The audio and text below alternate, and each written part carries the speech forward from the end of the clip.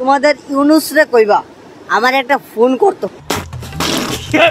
Hey guys, welcome back. সবাই কেমন আছো?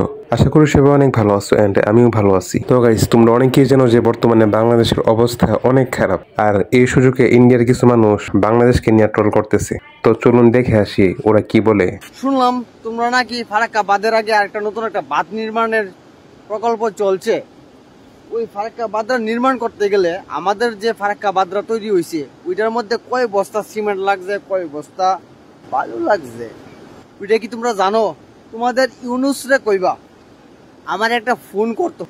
আমি তো একটা জিনিস চিন্তা করতেছি, তোমরা ফারাক্কা বাঁধ বানাইতে গিয়ে নেই তোমাদের দেশের যে কতগুলি লঙ্গি আছে না, লঙ্গি লাস্ট পর্যন্ত এমন একটা সিচুয়েশনে গিয়া নি তোমরা ফরো।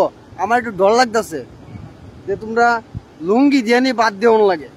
গরুর প্রস্রাব এবং পায়খানা খায়া মাথা ঠিক নাই, ওদের মুখ দিয়ে যা আসে ওরা তাই বলে। তো ভাই শুন, আমাদের বাংলাদেশের পদ্মা সেতুর মধ্যে যতটা ফিলার আছে আর ওই ফিলারের মধ্যে যত টাকা খরচ হয়েছে ওই টাকা দিয়ে ফারাক্কা বাঁধের মধ্যে 4-5টা বাঁধ বাংলাদেশ তৈরি করতে পারবে। তোমাদের ইউনুসরে কইবা আমার একটা ফোন করতো।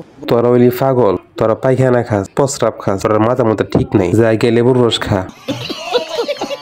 আমার শরীর, আমি বিকিনি পরবো না বোরখা পরবো আমার ডিসিশন। হ্যাঁ, আমি ছোট কাপড় পরবো, খুলে রাখবো নাকি ঢেকে রাখবো এটা আপনার জন্য রাখবো না। আমি যদি খুলে রাখি আমার জন্য রাখবো, ঢেকে রাখলো আমার জন্য রাখবো। আপনার যদি উত্তেজনা হয় আমাকে দেখে, এটা আপনার সমস্যা, আপনার নিজেকে কন্ট্রোল করতে হবে। তো গাইস, তুমি অনেকেই জানো যে বর্তমানে বাংলাদেশ, পাকিস্তান, ইন্ডিয়া এই 3টা কান্ট্রির মধ্যে মেয়েরা প্রচুর পরিমাণ ধর্ষণ হইতেছে, আর এই ধর্ষণ হওয়ার কারণ মেয়েরা নিজেই। দেন আমি একটা সিম্পল উদাহরণ দিই। মনে করেন আপনি একটা বিড়ালের সামনে একটা মাছ রাখলেন আর ওই বিড়ালটাকে বললেন যে এই বিড়াল তুমি এই মাছটা খেও না, এটা কখনোই বিড়ালের দ্বারা সম্ভব না। ঠিক তেমনি ভাবে একটা ছেলের সামনে যদি একটা মেয়ে উলঙ্গ অবস্থায় থাকে, একটা ছেলে বর্তমান সময়ে কন্ট্রোল করাটা খুবই কষ্টকর।